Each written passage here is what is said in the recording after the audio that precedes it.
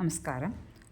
UGC net June 2015 നടത്തിയ മലയാളം ചോദ്യപേപ്പറിൻ്റെ ഡിസ്കഷനാണ് കഴിഞ്ഞൊരു വീഡിയോൻ്റെ ബാക്കിയായിട്ടാണ് നമ്മളിത് ചെയ്യുന്നത്. 5 ക്വസ്റ്റ്യൻസ് കഴിഞ്ഞ വീഡിയോയിൽ ഡിസ്കസ് ചെയ്തിട്ടുണ്ടായിരുന്നു. 6ാമത്തെ ചോദ്യം മുതൽ ഒരു 5 ചോദ്യം വെച്ചിട്ട് ചെയ്യാമെന്നാണ് വിചാരിക്കുന്നത്. അപ്പോൾ പഠിക്കാനും എളുപ്പമാവും. ചെറിയ ചെറിയ വീഡിയോസ് ആകുമ്പോൾ നിങ്ങൾക്ക് കാണാനും മടുപ്പില്ലാതെ കാണാനും പറ്റും എന്നൊരു വിശ്വാസത്തിലാണ് ഇങ്ങനെ ചെയ്യുന്നത്. ഇനി എന്തെങ്കിലും മാറ്റങ്ങൾ വേണം എന്നുണ്ടെങ്കിൽ നിങ്ങളൊന്ന് കമൻറ്റായി പറഞ്ഞാൽ മതി. അതിനനുസരിച്ചുള്ള വീഡിയോസ് തയ്യാറാക്കാം.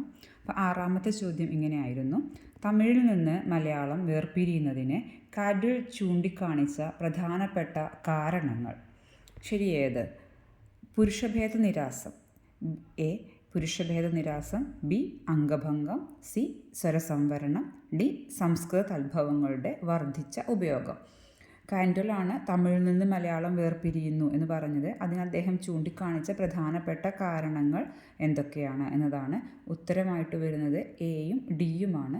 പുരുഷഭേദ നിരാസവും സംസ്കൃത തദ്ഭവങ്ങളുടെ വർദ്ധിച്ച ഉപയോഗവുമാണ് കാൻഡിൽ ചൂണ്ടിക്കാണിക്കുന്ന കാരണങ്ങൾ.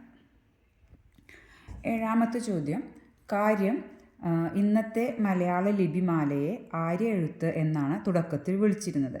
കാരണം സംസ്കൃതം എഴുതാൻ ഈ ലിപിമാലയാണ് കേരളത്തിൽ ഉപയോഗിച്ചത്. ഇതിൽ രണ്ടാമത്തെ ഓപ്ഷനായി വരുന്നത് കേരളത്തിലെത്തിയ ആര്യന്മാർ മാത്രം ഉപയോഗിച്ചിരുന്ന ലിപിമാലയാണിത്.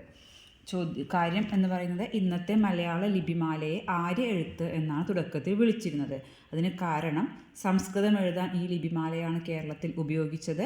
രണ്ടാമത്തെ കാരണം കേരളത്തിലെത്തിയ ആര്യന്മാർ മാത്രം ഉപയോഗിച്ചിരുന്ന ലിപിമാലയാണിത്. ഇതിൻ്റെ ഉത്തരം കാര്യവും കാരണങ്ങളും ശരിയാണ്. നിങ്ങൾക്കറിയാം, ഓപ്ഷൻസ് പല രീതിയിലാവും. കാര്യവും കാരണങ്ങളും ശരി, കാര്യം ശരി, കാരണങ്ങൾ തെറ്റ്, കാര്യം ശരി, കാരണം എ മാത്രം ശരി, കാര്യം ശരി, കാരണം ബി മാത്രം ശരി. ഇങ്ങനെ 4 ഓപ്ഷൻസാണുള്ളത്. ഇതിൻ്റെ ഉത്തരം എന്ന് പറയുന്നത് കാര്യവും കാരണങ്ങളും ശരി തന്നെയാണ്. അതായത് ഇന്നത്തെ മലയാള ലിപിമാലയെ ആര്യ എഴുത്ത് എന്നാണ് തുടക്കത്തിൽ വിളിച്ചിരുന്നത്. കാരണം സംസ്കൃതം എഴുതാൻ ഈ ലിപിമാല തന്നെയാണ് ഉപയോഗിച്ചിരുന്നത്. അതുപോലെ തന്നെ ആര്യന്മാർ മാത്രം ഉപയോഗിച്ചിരുന്ന ലിപിമാലയാണിത്.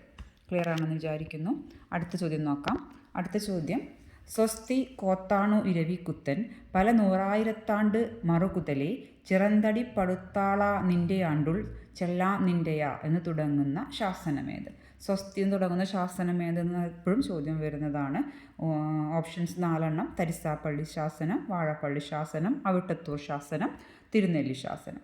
ശരിയായ ഉത്തരം തരിസാപ്പള്ളി ശാസനം. ഈ സ്വസ്തി എന്ന് തുടങ്ങുന്ന ശാസനം തരിസാപ്പള്ളി ശാസനമാണ് കേട്ടോ, മറന്നു പോകരുത്. ഇനി ഇതിൽ 9ാമത്തെ ചോദ്യം എന്ന് പറയുന്നത് ചേരുംപടി ചേർക്കാനാണ്. ഇങ്ങനെയല്ല, ഒരു ബോക്സിലാണ് ഞാനത് ടൈപ്പ് ചെയ്തപ്പോൾ ഇങ്ങനെ ആയിപ്പോയതാണ്. ഇതിൽ 1ാമത്തെ പട്ടികയിൽ വരുന്നത് കർസോൺ, കുഫിക, വട്ടെഴുത്ത്, ആര്യഴുത്ത്, ഇങ്ങനെ 4 ഓപ്ഷൻസാണ്. പട്ടിക ബിയിൽ വരുന്നത് 2ൽ വരുന്നത് ലാറ്റിൻ, സംസ്കൃതവും മലയാളവും, സുറിയാനി, തമിഴും മലയാളവും, അറബി, ഇങ്ങനെ 5 ഓപ്ഷൻസ് പട്ടിക 2ൽ വരുന്നുണ്ട്. അപ്പോൾ ഇതിൻ്റെ കറക്റ്റായ ഉത്തരം എന്ന് പറയുന്നത് കർസോൺ എന്നത് സുറിയാനിയാണ്.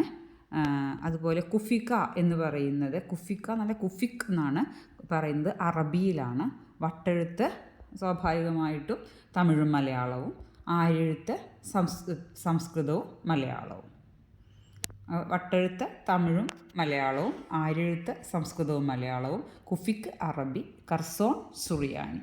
ക്ലിയർ ആണെന്ന് വിചാരിക്കുന്നു. ഇത് കറക്റ്റല്ല, ഇത് ക്വസ്റ്റ്യനാണ് വന്നിട്ടുള്ളത്. കറക്റ്റ് ആൻസർ എ കർസോൺ സുറിയാനി, ബി അറബി, സി തമിഴും മലയാളവും, ഡി സംസ്കൃതവും മലയാളവും. 10ാമത്തെ ചോദ്യം: എഴുത്തച്ഛൻ ഉപയോഗിച്ചിട്ടില്ലാത്ത ഭാഷാവൃത്തമേത് എന്നതാണ്.